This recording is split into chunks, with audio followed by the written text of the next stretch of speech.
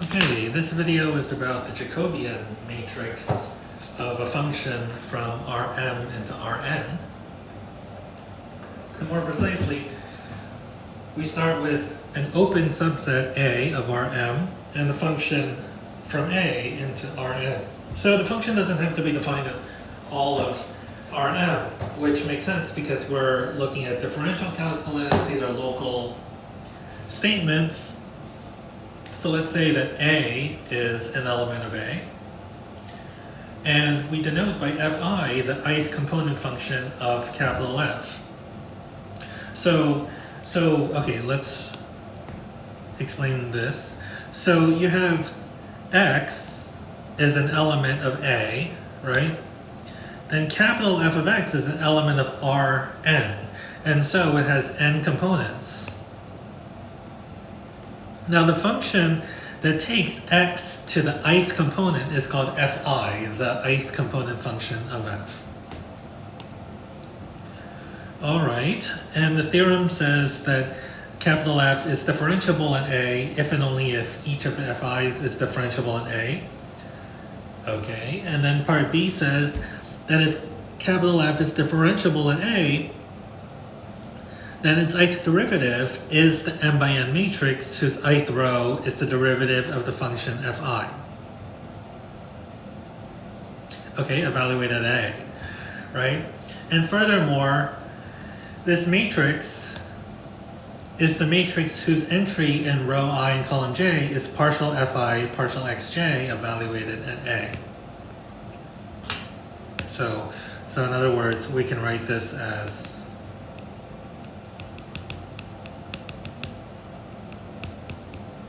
that. Okay, that's the theorem. So in order to prove this theorem, which we're going to do, we need a lemma. And the lemma is in the case when you have a function from A just into R instead of Rn. So let's say that you have an open set of Rm and a function from A into R. If f is differentiable at A, then this lemma tells you that df of A is this matrix, right? Where the partial fx1 through partial fxm are the partial derivatives of f. And we've seen that if f is differentiable, then the partial derivatives exist. Pretty sure we've proven that. Okay, so the proof of this lemma is, well, we know that df of A is a 1 by m matrix. That's because you have a function from a subset of Rm into R. So since it's a 1 by m matrix, it's going to have this form, lambda 1 through lambda m for some scalars, lambda 1 through lambda m. And we've seen that this partial derivative, partial f, partial xj, well, another notation is this. And by a theorem, this is equal to it's equal to what you get when you take the matrix df of A and multiply it by the vector ej. Well, in this case, right, this matrix is just a 1 by m matrix. And so it's this 1 by m matrix times ej. And what are you going to get when you take this matrix and multiply it by ej? You're going to get lambda j. So that shows that partial f, partial xj of A is equal to lambda j. In other words, the jth component of df of A is just partial f, partial xj evaluated at A. And that's exactly what we wanted to prove. Okay, so this lemma is a consequence of the connection between the partial derivatives and the derivative of f. Right? It's this theorem that we're using. Okay, so that's the lemma, and now we're ready to prove the theorem. So it proceeds as follows. Let's say that B is an arbitrary n by m matrix. Now capital F, we're supposing is differentiable at A. Suppose the capital F is differentiable at A. Then it's in particular continuous at A, and that means that for h near 0, f of A plus h is defined. Right?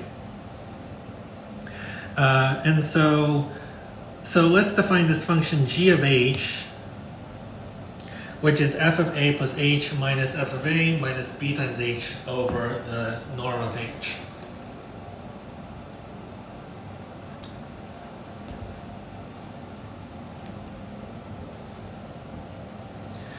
Right, then this is an n by 1 matrix, and its ith component satisfies,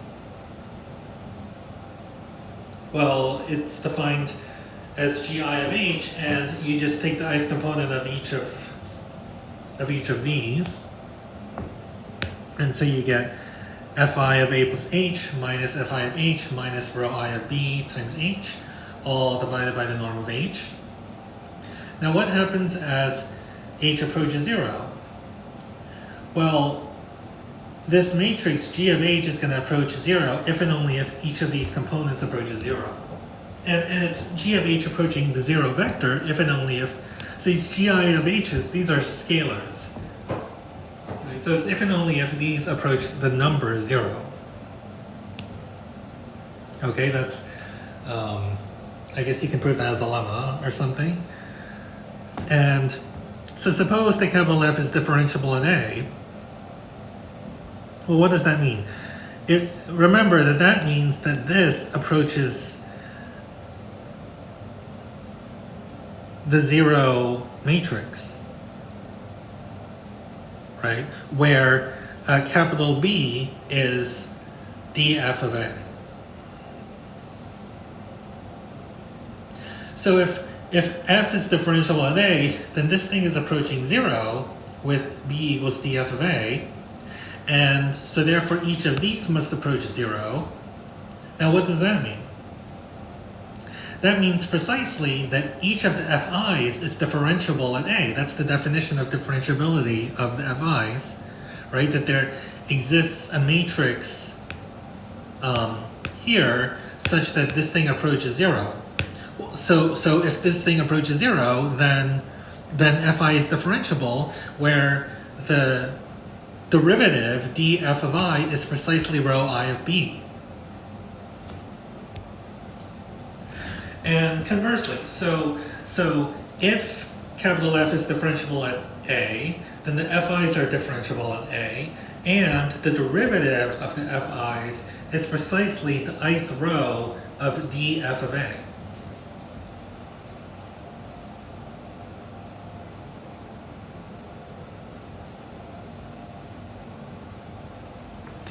And if each of the fi's is differentiable at A, then capital F is differentiable at A. Right? So we know that rho I of B, if capital F is differentiable at A, then B is just df of A, and rho I of B is just dfi of A.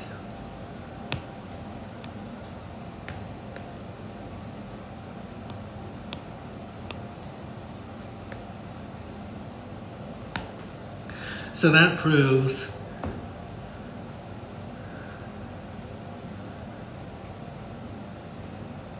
the theorem.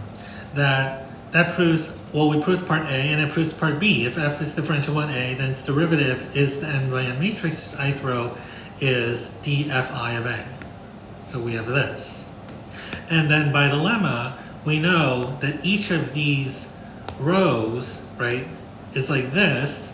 And so it's the partial, it's a row matrix whose components are the partial derivatives of f.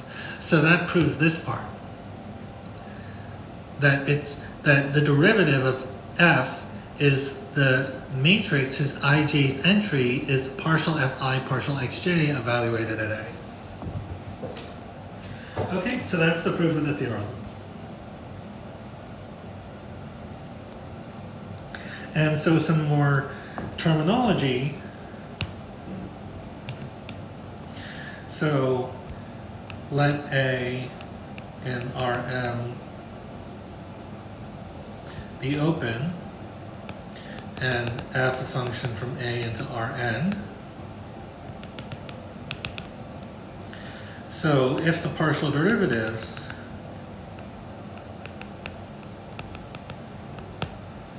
of the component functions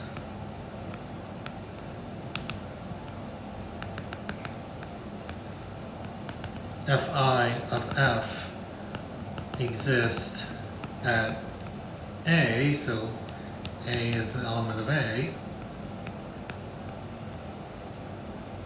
then one can form the matrix whose ijth entry is partial fi partial xj evaluated at A. Okay. And this matrix is called the Jacobian Matrix of f at A.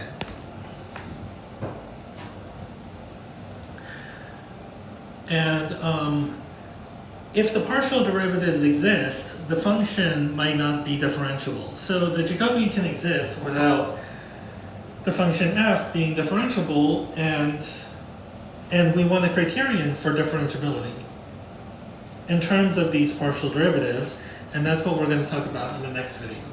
So in this video, we proved